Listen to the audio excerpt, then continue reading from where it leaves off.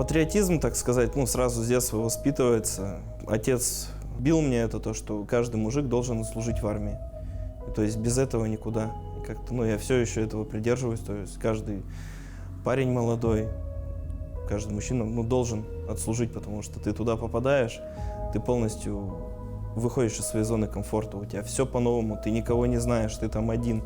И уже как-то, ну, начинаешь там мыслить совсем по-другому. Армия, вот, и сколько людей знаю, всех поменяла. И в лучшую сторону. Илья Козрятов родился в Свердловской области. В военном городке, где он провел детство, кипела жизнь. И почти все мальчишки мечтали об армейской карьере. У меня, так сказать, династия пошла.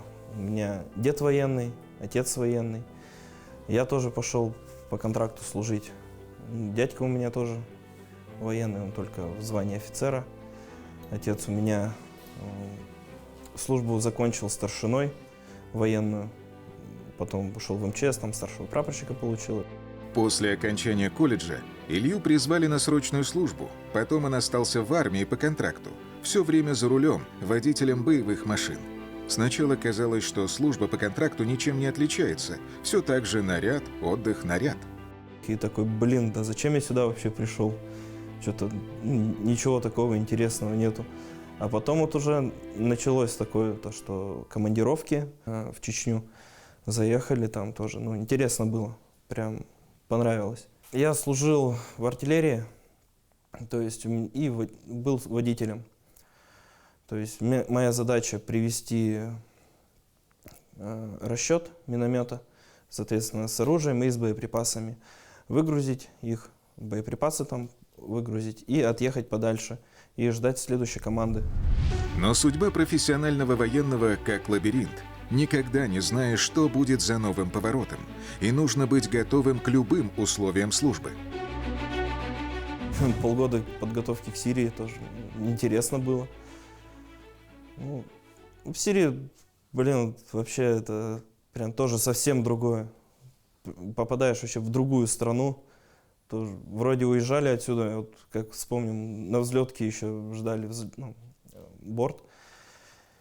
И что-то ночью так морозец как даванул, что-то, ну, лето там, уезжали, было тепло днем, а ночью что-то плюс 5, что ли, мы там, а все уже упаковано, все запаковано, хорошо убрано и далеко, как бы, зимние вещи-то. И такие, блин, на взлетке колбасит уже, да что делать-то? Вот дождались борта, и когда в Сирию прилетели, вышли, а там день был как раз, ё-моё, такое пекло, еще выгружать же все надо, там имущество, вещи, там материалы какие-то с собой привезли, продовольствие. И прям вообще непривычно, думали, как мы тут будем, жара там что-то 45 что ли была для нас, это прям вообще невыносимо было поначалу. Но потом привыкли тоже. После командировки в Сирию Илья подумывал закончить контрактную службу, уйти на гражданку. Но обстоятельства сложились иначе. В первый же день специальной военной операции, 24 февраля 2022 года, Илья Козрятов оказался на передовой. 24 февраля, и уже когда все, дороги были нам более-менее расчищены, мы уже пошли. Я был водителем минометного расчета. У меня в кузове 120-й миномет, и к нему боекомплекта немного. Незабываемые такие вот моменты. Мы, получается, едем, ночь на дворе, а там ночи темные очень. И нельзя выдавать свою позицию, грубо говоря, то, что мы передвигаемся. У нас выключены фары полностью, на дворе ничего не видно. И вот глаз приспосабливается, и вот едешь, и видишь впереди идущую машину чуть-чуть. И вот примерно за ее силуэтом едешь. Времени, чтобы обжиться в трудных фронтовых условиях, у бойцов практически не было. Нужно было сразу выполнять боевые задачи. Наш самый такой первый хороший обстрел – это 27 февраля. Это прям очень было страшно, потому что нас крыли со всего, что у них было. И минометы, и ствольная артиллерия, грады, ураганы. Вот мы удерживали один объект. Этот объект имел очень большую ценность, так сказать, большое преимущество, и нам надо было его удерживать. Но потом наши войска, уже штурмовики, вперед отошли, оттянули эту линию, и мы уже более-менее распределились. Сначала, ну, конечно, компактненько было все. А потом уже как-то заняли свои позиции, каждый уже знал свое место в боевом расчете. Мы привыкли к этим, грубо говоря, это для нас как полевой выход был.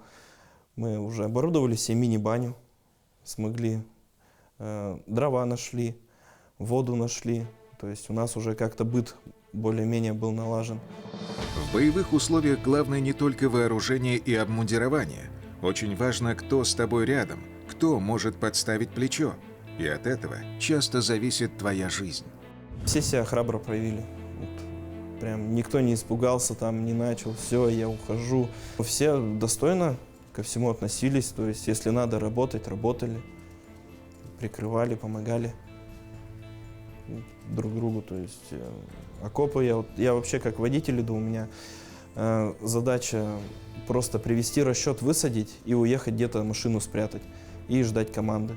Я машину прячу пацанам, там на позиции, окоп, не окоп, помочь выкопать, там где-то, может, воды согреть, где-то что-то по мелочи пацанам помочь. Боевую машину, на которой Илья был водителем, сожгли прямой наводкой во время одного из обстрелов. Он начал заниматься бытовыми делами, привозить воду, продовольствие, помогал товарищам на передовой. В один из таких дней с вражеской стороны внезапно прилетели снаряды. Произошло все быстро, и, как говорится, свою не услышишь.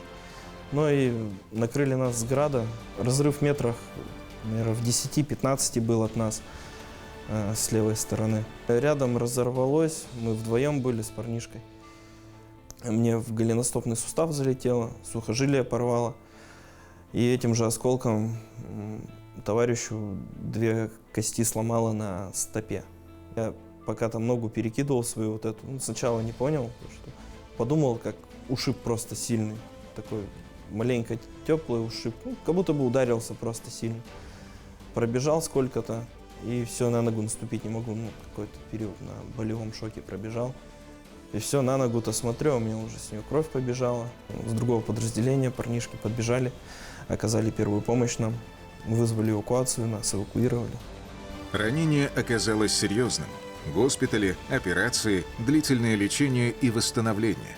Как переживали за Илью родные и любимая девушка Валерия? Позвонил, родители сначала у меня не поняли, то есть это было там в районе часа ночи или 2. Матери звоню, она трубку не берет, спит. Отсюда звонился, он сначала вообще не понял то, что это я, потому что у меня обезболивающие были и голос такой уставший сильно. И плюс потеря крови тоже, это все давало о себе знать. Вот потом он понял, и все. Позвонил девушке, сказал, тоже она там слезы. Все в таком духе. Переживали уж все. И в Питере, когда уже был, ко мне приехала она. То есть я буквально неделю в Питере лежу, она все говорит, я приезжаю к тебе. Занять место сына, который по состоянию здоровья уже не смог вернуться в строй, решил отец Ильи Ринат Козрятов. Как вот эта вся ситуация началась, тоже смотрел неравнодушно. И когда узнал то, что меня ранило, тоже собирался и решил, все, говорит, я пошел. Уже я взрослый, сестренка взрослая. Отец говорит, я уже все, что надо, от меня сделал. Так что я поехал. Слава богу, все хорошо с ним, служит. В Татарстане Илья Козрятов обустраивает свою новую жизнь.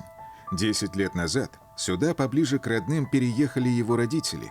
Теперь и Илья вьет родовое гнездо недалеко от Казани для себя и Валерии. Сейчас это уже моя жена. То есть, прошла со мной через все вот это мои лечения, потому что по госпиталям, тяжело, то, что на мысли себя нагоняешь плохие, то, что вот все, я там инвалидом останусь, кому я нужен буду. То есть она вот это мне все помогла пережить. Я очень благодарен своей жене, то, что она все вот эти моменты со мной прошла. И прям я не знаю, как еще сказать то, что я благодарен. Просто люблю ее и все. С какими трудностями не сталкивались, но я судьбу свою нашел. То есть все как нельзя лучше сложилось. И дом себе взяли, сейчас ремонт доделываем потихоньку. То есть семью дальше будем расширять. То есть, ну, планы есть на будущее. Сейчас большую помощь Илье оказывают сотрудники филиала Государственного фонда «Защитники Отечества» по Республике Татарстан. Всегда на связи социальный координатор Марина Куцакова. Благодаря вот координаторам они мне в этом вот очень сильно помогли. До этого ходил, просто купил ортопедическую подставку в обычном магазине, грубо говоря. И ходил. Меня говорят: а что ты себе обувь-то не сделаешь? Я: так не положено. Да как не положено? Говорит, у тебя же травма есть, травма существенная. Все это узнали, сказали: вот все, езжай, все, сейчас все, съездишь, все документы все сделают, все будет хорошо, тебе обувь положена, не переживай об этом. Илья сам по себе очень добрый, отзывчивый человек, душевный. Он никогда не говорит нет на любые мероприятия, он всегда приходит самый первый. Ну, все, которые есть положительное качество, в нем это они все присутствуют. Мы приезжали с фондом, не с фондом, мы приехали с республикой, с пенсионного фонда, с соцфондом к нему домой. Спрашивали, что можно, как ему помочь. По поводу, вот он говорил о обуви. Ему сейчас будут изготавливать специальную обувь. На груди ветерана СВО Ильи Козрятова 2 медали. Но в своей службе на грани жизни и смерти он не видит ничего особенного. Я не считаю то, что я чего-то такого сверхъестественного сделал. Ну да, участвовал, да, защищал Родину. Ну, то есть вот есть Георгия Жукова, это вот мне после ранения вручили, и ведомственная награда Министерства обороны Российской Федерации, это за Сирию. Каждый человек себя вообще по-разному проявляет. Были случаи, когда вроде от людей не думаешь, что они так могут сделать, а они там город свернут. Он просто вот просыпается, вот что-то щелкнуло у них, и все, вот они пошли. То есть, может быть, человек таким, тихим, скромным, там себя проявляет прям героем просто. То есть он просто вот идет и все. Вот.